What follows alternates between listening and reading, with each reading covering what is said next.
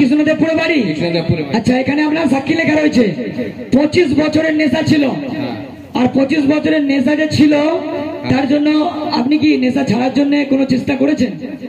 না, কোনো মতে আমি কোনো কিছুতেই ছাড়াতে পারিনি। এইখানে এসে আমার সব নেশা কি আপনি নেশা করতেন? আমি নেশা করতাম, আমি বিড়ি ফিড়ি খেতাম। আচ্ছা, এটা আপনি ছাড়তে চাইতেন? ছাড়ার জন্য অনেক চেষ্টা করেছি, পারেননি, না, কোন রকম হচ্ছিল না। এখানে লেখা রয়েছে আপনি 4 মাস মতো এখানে প্রার্থনা জুড়েছেন, ঈশ্বরের বাক্য পেয়েছেন, আর এখন আপনার কোনো নেশা নেই? কোনো নেশা। আরে তো আজকে কি হলো, আপনি প্রার্থনা এসে জল তেল ব্যবহার করেছেন, প্রার্থনা করেছেন, নেশা থেকে মুক্ত হয়েছেন। তার সঙ্গে এখানে লেখা এটাও লেখা রয়েছে যে এখন আপনি পুরো সুস্থ। উঠতে বসতে কোনো সমস্যা নেই। উঠে বসে দেখিয়ে দিন, উঠে বসে দেখিয়ে দিন, উঠে বসিয়ে দেখিয়ে দিন। হালেলুয়া, উঠে বসিয়ে দেখিয়ে দিন একবার, আবার উঠে যান, বলে দিন মাইক্রোফোনে যে আমি পুরো সুস্থ যিশু খ্রিস্টের নামে। হালেলুয়া। দেখুন আপনারা ভাবুন বিষয়টা, সকলকে বলছি ভাবতে। দেখুন, যখন আপনার সমস্যার দিন হয়, যখন দুঃখের দিন হয়, যখন পয়সার দরকার পড়ে, এটা কোনো এখানে দিকে ভালো চেনা থাকতো, ভালো তো কাজটা হয়ে যেত, এরকম তখন মনে হয় না যে আমার সঙ্গে কেউ নেই, এটা অনাথ লাগে না? লাগে কি না? অনাথ লাগে, মানে কেউ নেই আমার। দেখলি লাইনে কোন থেকে দাঁড়িয়ে আছি, আর ওই ব্যক্তিরা ঢুকলে বেরিয়ে চলে গেল, পুরো অনাথ লাগে। হালেলুয়া।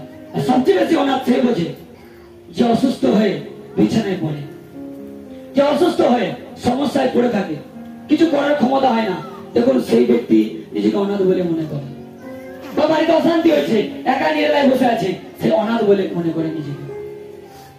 ঠিক বলছি কিনা? হালেলুয়া।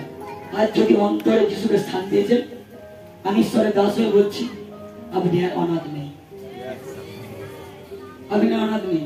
আপনার বাবা মারা গেছে, আমার বাবা নেই, মা মারা গেছে, মা নেই, আপনি আপনার বয়স হয়ে গেছে, নেই, পাশাপাশি দরকার নেই, আপনি অনাথ নয়। রিয়েল বাপ এক্ষুনি এই মুহূর্তে আপনার রাইটে দাঁড়াচ্ছেন, তিনি দাঁড়াচ্ছেন। বাইবেল বলছে আমি যখন চলে যাবো পিতার কাছে আমি অনুরোধ করবো, আর তিনি যেন তোমাদের জন্য সেই সহায়ককে পাঠিয়ে দেয়। কারণ আমি কখনোই তোমাদেরকে অনাথ রেখে যাব না, অনাথ রেখে যাব না। যিশু প্রভুকে দেখা যাচ্ছে না, এখানে একটা ছবি পর্যন্ত দাদা ভাই লাগাইনি। কি প্রার্থনা, কি জানি এত গেছি আমরা চার্চে, ও যিশুর কাঠের ক্রুশ রয়েছে, নাহলে পাথরের ক্রুশ রয়েছে, সেখানে যিশুকে দেখা যাচ্ছে, এখানে কোনো কিছু নেই।